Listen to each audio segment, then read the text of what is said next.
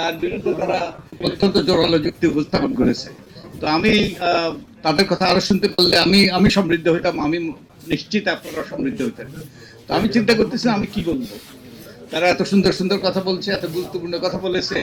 তো আমি ভাবলাম যে এই যে আমার আপা দিলার আপা আর আমি বোধহয় সবচেয়ে বড় জ্যেষ্ঠ, তারপরে হলো আমাদের রুবিকে আমি চিনি 1971 সাল থেকে। তারপরে আমাদের রাজ্জাকিব ভাই আছেন আর আপাও আছেন আমাদের বয়োজ্যেষ্ঠ। তবে উনি আমাকে বারবার করে মনে করিয়ে দেন উনি হলেন সবার বড় জ্যেষ্ঠ, আমার থেকেও বড়। ওকে বারবার করে মনে করিয়ে দেন। তো আমরা কি বলতে পারি? তো আমি মনে করি যেটা বলতে পারি যে একজন বয়োজ্যেষ্ঠ নাগরিক হিসাবে আমরা ভয়াবহ সংকটের মুখোমুখি। আমরা আন্তর্জাতিকভাবে এখন যা ঘটছে মধ্যপ্রাচ্যে একটা ভয়াবহ মানে পরিস্থিতির দিকে আমরা অগ্রসর হচ্ছি, এবং এটা কিন্তু আমাদের সৃষ্টি নয়, কিন্তু এটার ভোগান্তি কিন্তু আমাদেরকে সহ্য করতে হবে, এবং এটাকে আমাদেরকে মোকাবিলা করতে হবে, এটা থেকে উত্তরণ ঘটাতে হবে। এদেশের মানুষের যদি কল্যাণ নিশ্চিত করতে হয় তাহলে আমাদেরকে এবারে কার্যকর ব্যবস্থা নিতে হবে। এটা হলো এই সমস্যা বাইরে থেকে সৃষ্টি, কিন্তু আমরা নিজেরা কিছু সমস্যা সৃষ্টি করছি যেগুলো অপ্রয়োজনীয়, অহেতুক, এবং যে সমস্যাগুলো সম্পর্কে বলা হয়েছে। একটা সমস্যা তো যে আমাদের যে জুলাই জাতীয় সনদ এবং তার থেকে যে তার একটা অংশ নিয়ে যে গণভোট হলো, যেটা জনগণ অনুমোদন করেছে এবং যেটা শেষ কথা হওয়ার কথা, এবং যেটা অক্ষরে অক্ষরে বাস্তবায়ন করার কথা বলা হয়েছে, যেটা পরিপূর্ণভাবে বাস্তবায়ন করা হয়েছে, সেটা নিয়ে গড়িমসি করা হয়েছে এবং কতগুলো যুক্তি দিচ্ছে এটা সংবিধানে নাই। তো আমরা একটু নিকট অতীত নয় অবশ্য, এখানে যারা আছে তাদের জন্য অনেক অতীত যে আমরা যদি 1990 সালের দিকে তাকাই, যে বিচারপতি শাহাবুদ্দিন সাহেব যে তত্ত্বাবধায়ক সরকারের প্রধান হয়েছিলেন সেটা কোন সংবিধানে ছিল, এবং তিনি যে আবার ফেরত গেলেন ওটাই না কোন সংবিধানে ছিল? এটার জন্য কি কোনো ঐক্যমত্য ছিল? হ্যাঁ, ঐক্যমত্য ছিল কয়েকটা দলের মধ্যে, তখন কিন্তু যে জাতীয় পার্টি এই ঐক্যমত্যের মধ্যে ছিল না। জাতীয় পার্টি তখন কিন্তু গুরুত্বপূর্ণ দল ছিল। এই কয়েকটা দলের মধ্যে 3 জোটের রূপরেখা, এটা ঐক্যমত্য হয়েছে, তার ভিত্তিতে আনা হয়েছে, এবং ওই 3 জোটের রূপরেখা কিন্তু আমি যতটুকু জানি এটা স্বাক্ষরিত ছিল না, কিন্তু এটা হয়ে গিয়েছে কারণ জনগণের কল্যাণে সবাই মিলে এটা মনে করেছে। রাজনৈতিক দলগুলো, প্রধান রাজনৈতিক দলগুলো মনে করেছে এটা আমাদের জন্য কল্যাণ বয়ে আনবে, আমাদের জন্য একটা গণতান্ত্রিক ডক্ট্রিন অফ নেসেসিটি, আমাদের একটা গণতান্ত্রিক রাষ্ট্র প্রতিষ্ঠার ক্ষেত্রে গুরুত্বপূর্ণ ভূমিকা পালন করবে। তাই এটা জনগণের সম্মতিতে এটা হয়েছে। তো এটা তখন কেন প্রস্তুত হয়নি? এটা তো সংবিধানে নাই, এখন কেন এই প্রস্তুত? আরেকটা যুক্তি দেওয়া হয় যে নোট অফ ডিসেন্ট কি? এটা তো মাইনরিটি ভিউ, সংখ্যা লঘিষ্ঠের মতামত। এই যে বিশেষ সংসদীয় কমিটি হয়েছে, 14 জনের সংসদীয় কমিটি হয়েছে, তার মধ্যে 11 জন সরকার দলীয় আর 3 জন হলো বিরোধী দলীয়। তো সিদ্ধান্তটা কিভাবে হয়? সিদ্ধান্তটা তো মেজরিটি সিদ্ধান্ত নিচ্ছে, আমরা মানি আর না মানি।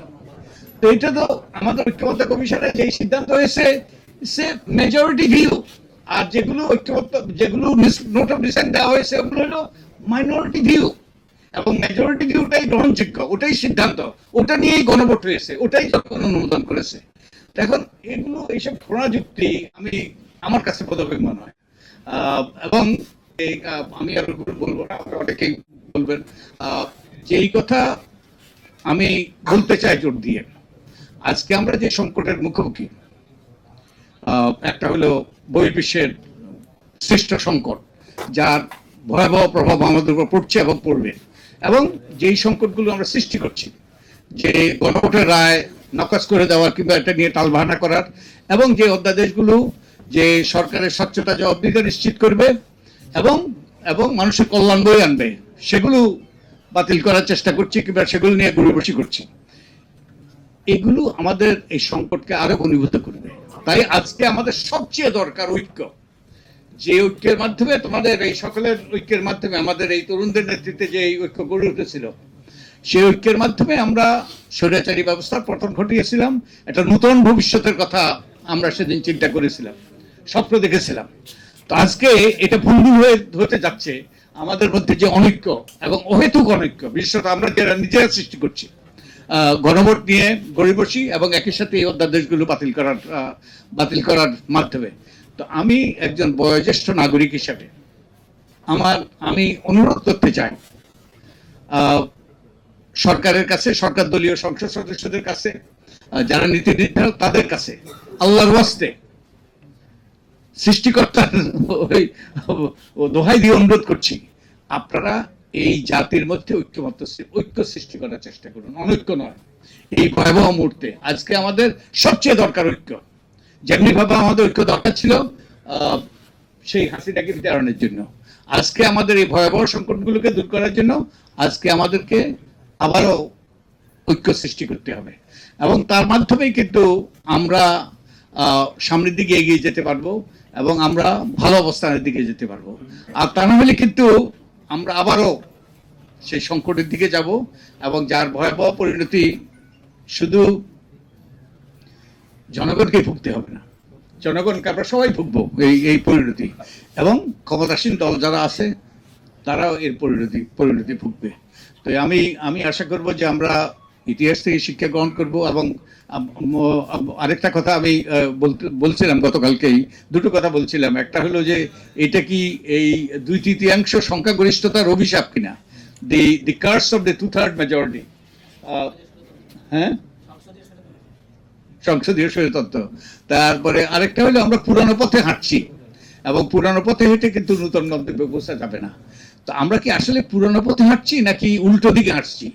উল্টো দিকে হাঁটলে তো আমরা তার ভয়াবহ পরিণতি আমরা এড়াতে পারবো না। তো যে কথা বলে আমি শেষ করব, আমি এত কিছু সত্ত্বেও আমি আশাবাদী হইতে চাই। কারণ আশাবাদী হওয়ার একটা কারণ হলো যে এখন এই যেই যা করার চেষ্টা করছে বর্তমান সরকার, মানুষ মেনে নিচ্ছে না। মানুষ সোচ্চার প্রতিবাদ করছে, আমাদের তরুণরা প্রতিবাদ করছে, আপনারা প্রতিবাদ করছেন, অন্যরা সবাই প্রতিবাদ করছে। এটা আমাদের কাছে গ্রহণযোগ্য নয় এবং এই নিয়ে আমরা সোচ্চার ভূমিকা পালন করছি। তো আমাকে আশাবাদী করে।